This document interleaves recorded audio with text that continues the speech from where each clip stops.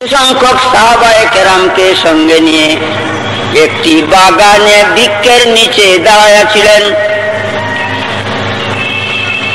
এমন সময় নবী পাক সাল্লাল্লাহু আলাইহি ওয়াসাল্লাম বলছেন, হে সাহাবীগণ, অল্প সময়ের মধ্যে একটা লোক আসবে, করঞ্জা, তেগড়া চুক্কা। এই করঞ্জা চোখা লোকটা তোমাদেরকে আর চোখে দেখবে আর যাবে। সাবধান, তোমরা মাছ ভুল করিও না। ফলে অল্পক্ষণের ভিতরেই করঞ্জা চোখা, চেগড়া চোখা এক লোক যায় আর সাহাবীদেরকে আর চোখে দেখে গেছে গা। কিছুটা দূরে যাওয়ার পরে নবী আলাইহিস সালাম ডাক দিছেন, আসো। আসছে। নবীজি জিজ্ঞাসা করছেন,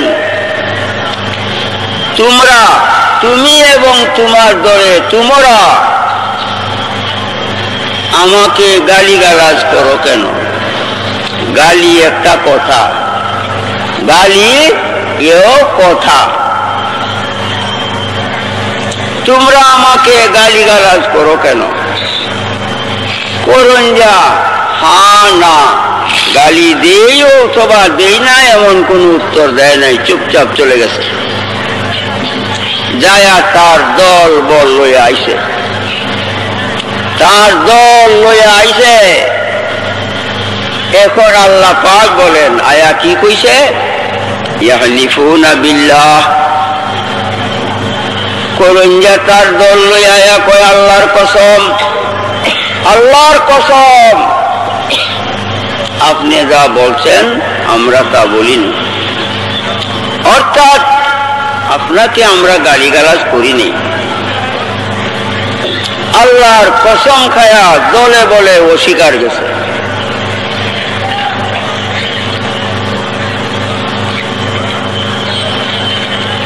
এখন আল্লাহ পাক বলেন, হে আমার প্রিয় নবী,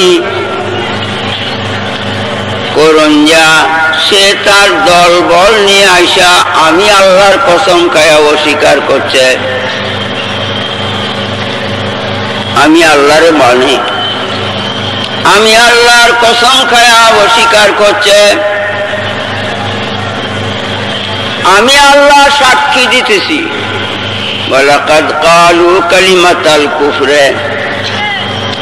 নবীজি গো, এরা আপনাকে গালি দিয়েছে, কুফরি কথা।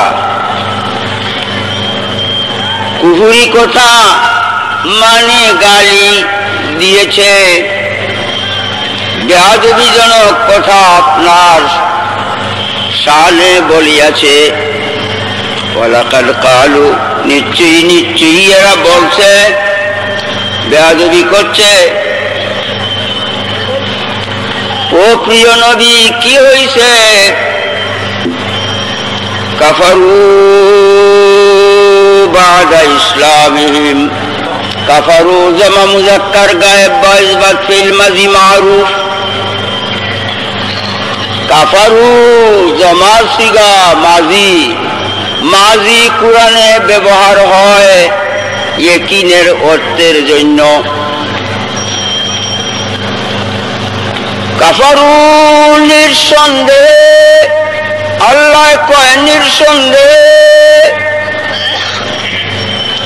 কাফের হইয়া গিয়াছে। বাদা ইসলামিহিম, আগে মুসলমান ছিল।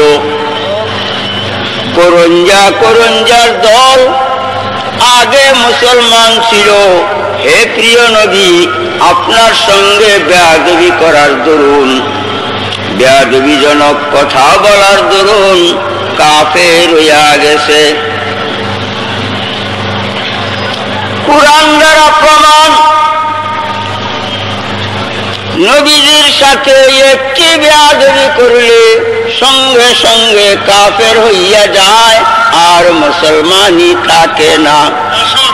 কালিমাতুল কুফরে ওয়াহিদ, একটি কালিমায়ে কুফর, একটি কালিমায়ে কুফর, একটি বেয়াদবি কথা নবীজির শানে বললে সঙ্গে সঙ্গে নিঃসন্দেহে কাফের হইয়া যায়।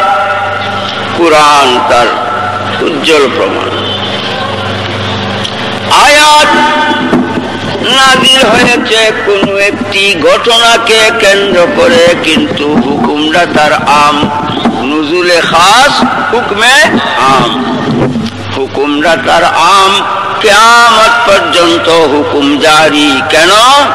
কিয়ামত পর্যন্তের মুসলমান যেন সাবধান ও সতর্ক থাকে। সামান্য বেয়াদবি করলে পরে নবীজির শানে মানে, সামান্য বেয়াদবি করলেই আর মুসলমানই থাকবে না রে, কাফের হয়ে যাবে।